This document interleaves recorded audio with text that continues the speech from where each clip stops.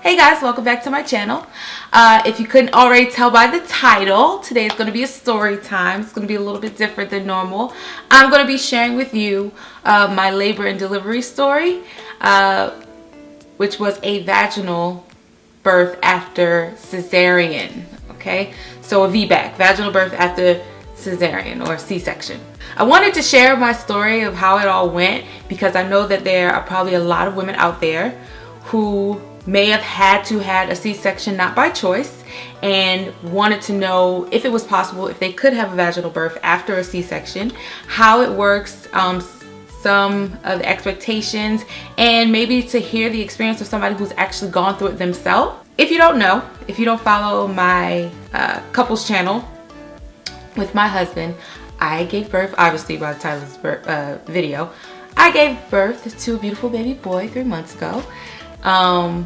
He is my second child, and when I found out I was pregnant, I knew before anything I did not want another C-section. I had a horrible experience with the first one, so I wanted to have a vaginal birth. I did some research on it, and when I went to the doctor's office for my visit, and we just went over expectations, I explained that, hey, I don't want to have another C-section. I would like to try for a VBAC. My first son is 5 years old, so it had been enough time, and they believed that I was a good candidate for a VBAC or vaginal birth, right? They told me all of the possible outcomes, you know, some of the risks that can happen with having a vaginal birth after a C-section. You know, your uterus can rupture, things like that. I thought that the reward outweighed the risk, so I signed the waivers and I moved forward. So the entire pregnancy, let's start with the pregnancy, okay?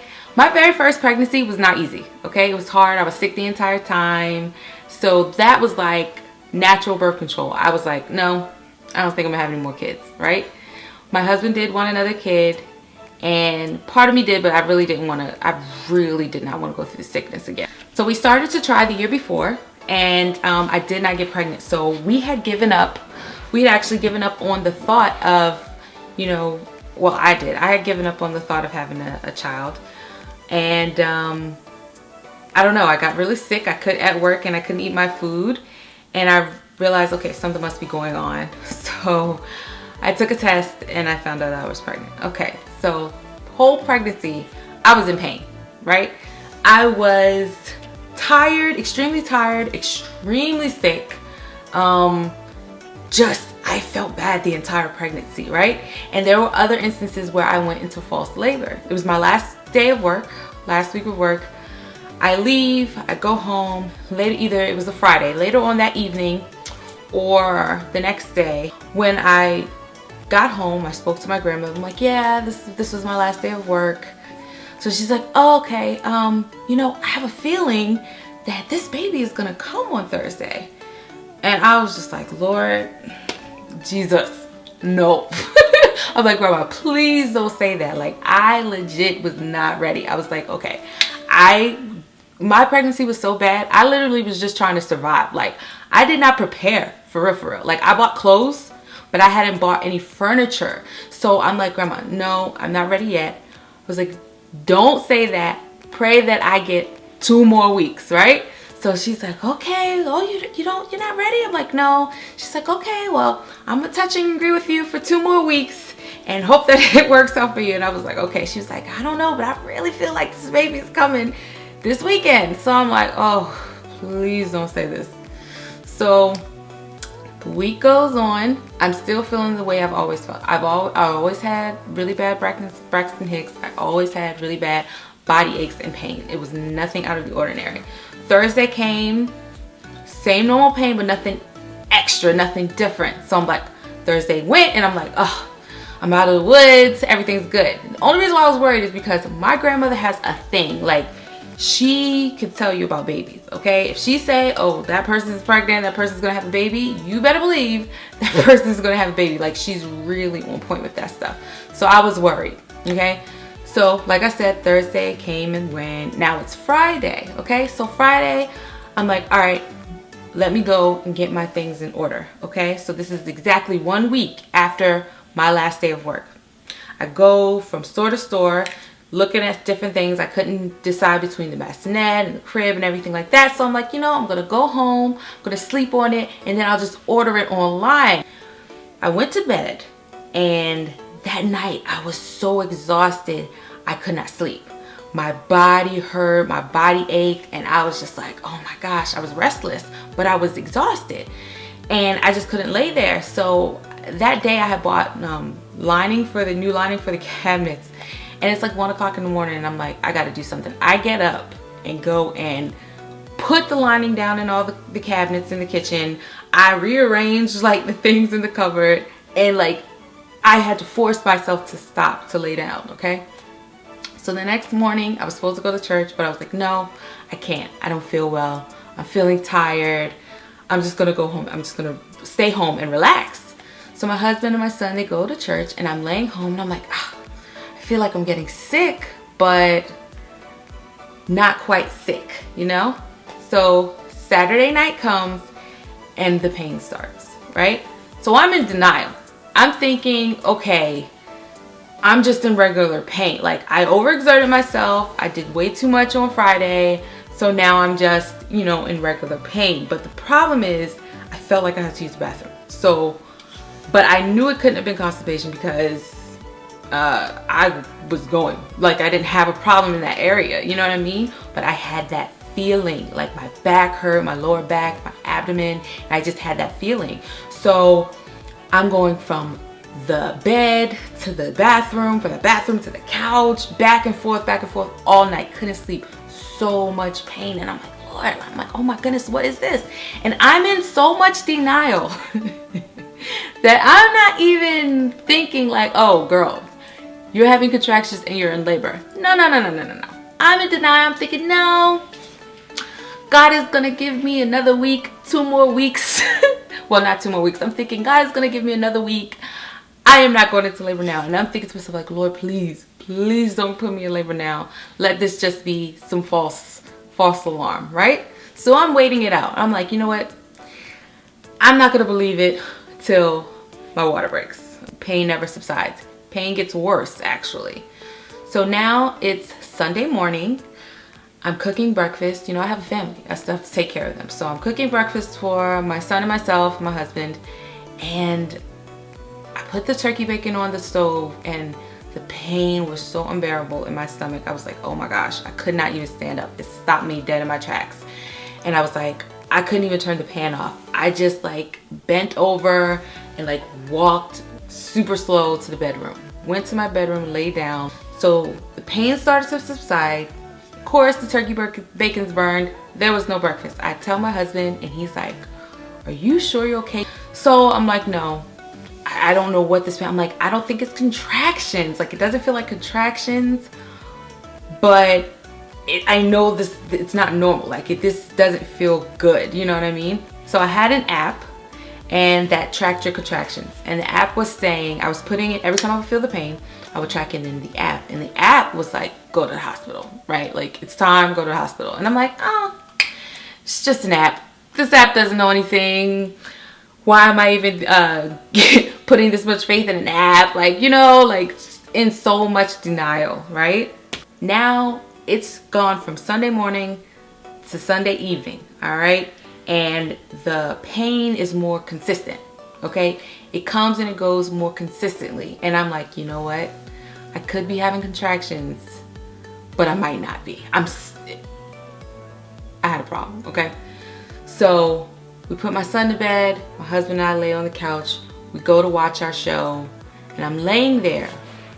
My baby in my belly, he moves a certain way, and it was so painful and uncomfortable. And I could just feel like his leg, arm, foot, whatever, sticking out of the side of my stomach, and I'm like rubbing it like, oh, please move, you know, you're hurting mommy. And all of a sudden he moved over. It was like he tumbled in my stomach. That's how I felt. Then there was like a pop, and my water broke right on my couch, right over here on this couch I'm sitting on. Yes, right here, okay?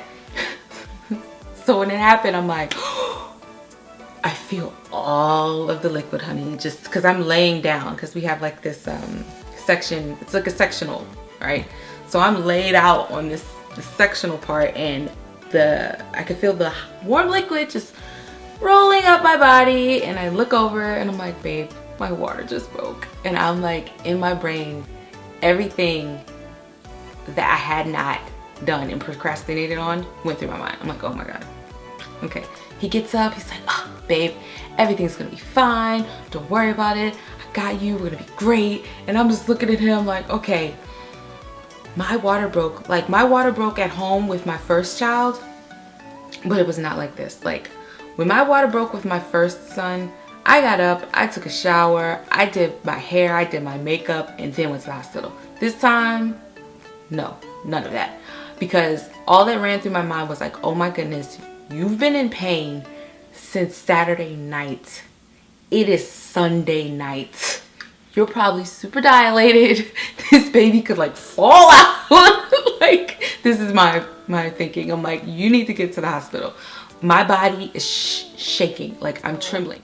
My husband, he's like, you would have thought that he did this for a living. He comes out, he's got 2 hangers of clothes. He's like, do you want to wear this? You want to wear this? I pick the clothes.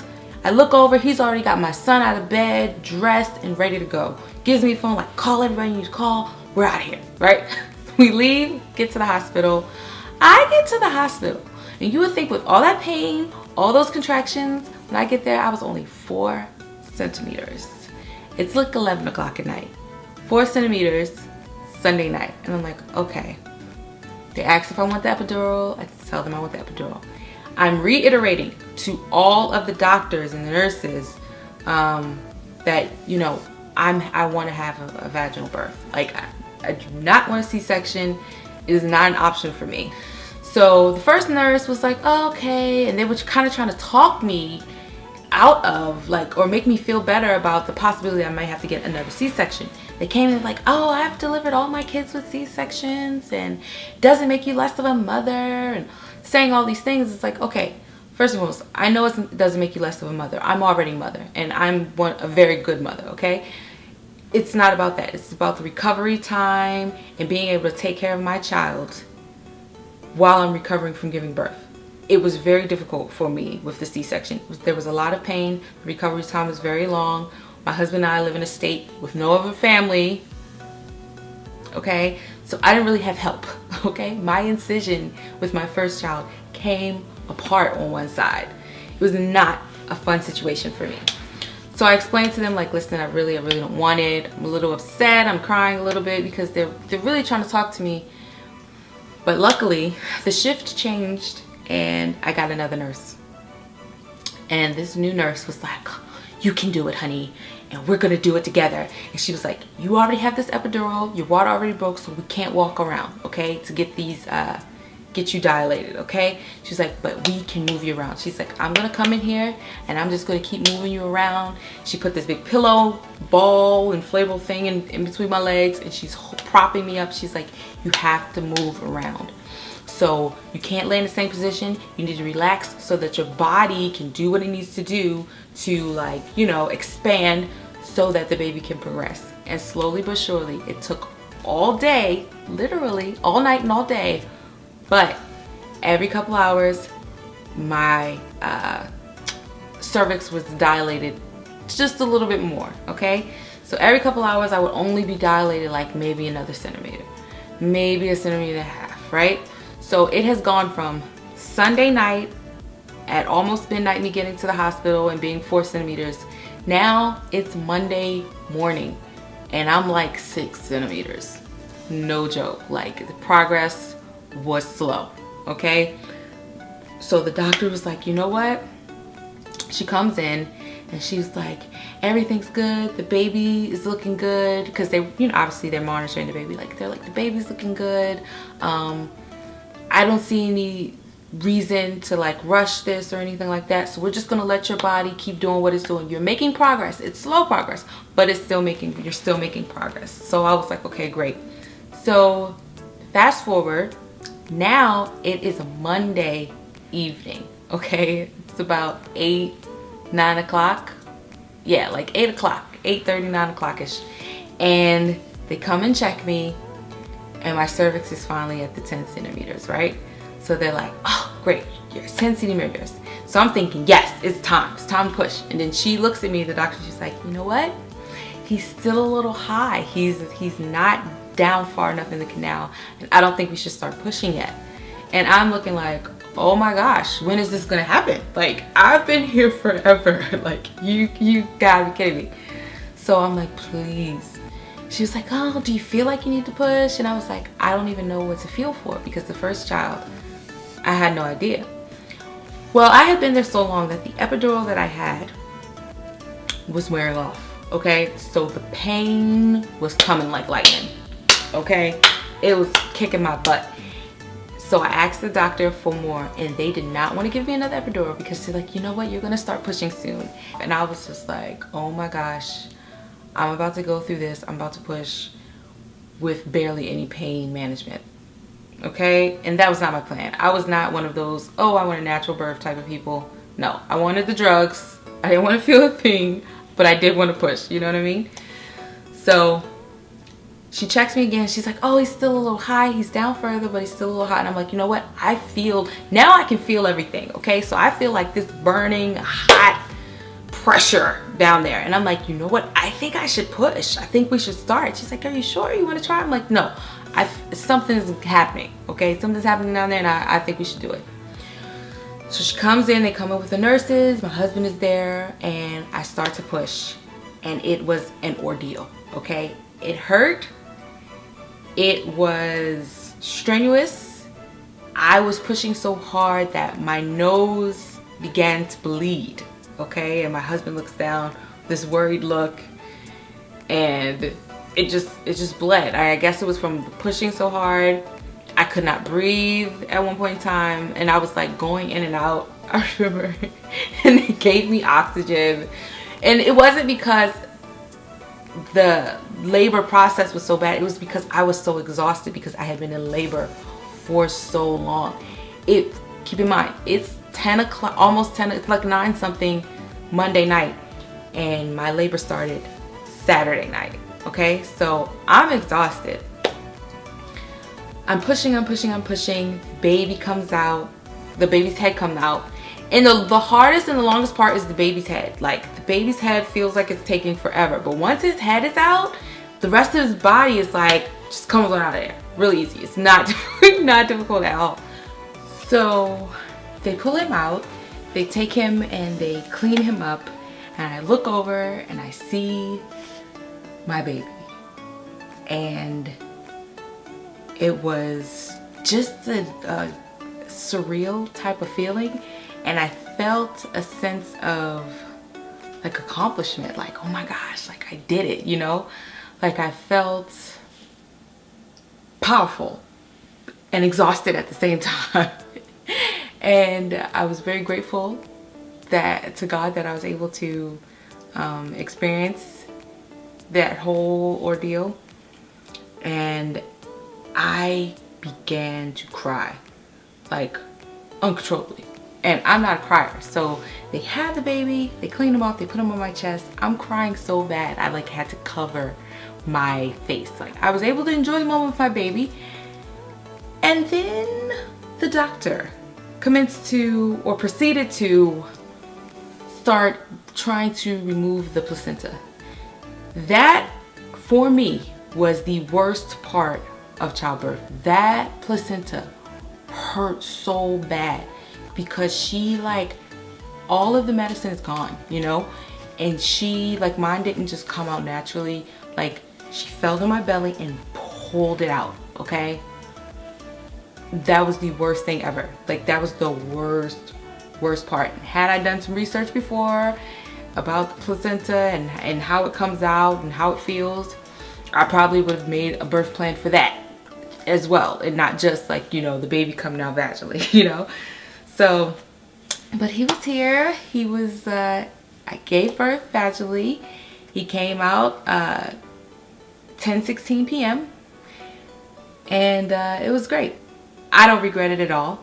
And I believe that if you want, okay, and if you feel as though you're able, because you know yourself and you know your body, you know your own levels of strength. If you want, if you feel as though it would be beneficial to you in that if you could, I would at least attempt a vaginal birth after a C-section. Like if you couldn't help your C-section at first, try for a vaginal birth. And I know some people who actually schedule C-sections without ever giving birth. Like they only want a C-section because they're scared of pushing.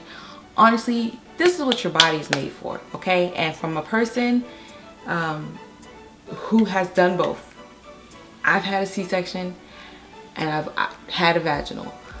I will pick the vaginal birth over the C-section every time. And the reason being, the recovery time is a lot faster. Recovery time, don't get me wrong, it's still hard. Like I had tearing down there that had to, you know, heal. Like I couldn't sit properly. Like it took a long time for that to heal as well, more than the little 6 weeks that they tell you, okay? But it's still, you still can function, and you're a little bit more efficient at taking care of your baby than, at least I was, than when I had the C-section. You know, my healing process was longer and things were even more difficult because I had an incision in my belly and I was trying to breastfeed and all of that. So my advice is, if you want to try it, do it, okay? And if you have a doctor that is trying to discourage you or tell you, oh, you can't, that is not the truth. Find another doctor, someone that is going to support you and help you to achieve the goal that you have set in place for yourself. Unless you have some type of major issue or had some type of major complication with your first C-section, and to the point where you have too much scar tissue or something like that, I would at least try for the vaginal, and then if it doesn't work, then do the C-section. But I wouldn't make the C-section my first choice. I say give it a try, because your body is made to operate in that way, and you'll be amazed at how your body will respond and heal and bounce back from that. So I think that's it. That was my journey with my vaginal birth, or VBAC, vaginal birth after cesarean or C-section. And I hope that you learned something. I hope that you were encouraged if you want to have one. I hope that you enjoyed my labor and delivery story and the shenanigans. And if you want to hear more content from me in the future, make sure that you like, comment, subscribe on this video, and subscribe to my channel, because I plan on doing a series of mother related things. So I want to do videos on breastfeeding, sex, your sex life after your baby, your hair, okay, postpartum shedding is real. Talking about that, how do you have a social life after you have a child, all those type of things. So I want to have that kind of series going along with, like, you know, the beauty videos. And if you'd like to see that, let me know. You know, if you have any suggestions or ideas, comment below and let me know, okay? All right, so that's it. Thank you so much for tuning in, for sticking it out with me to the end, for listening to my story. If you like what you heard, like, comment, subscribe, share this video, you know, with somebody that it may help. Or if you want to share with somebody for entertainment value as well, that's always cool. And I'll see you in the next video. Bye!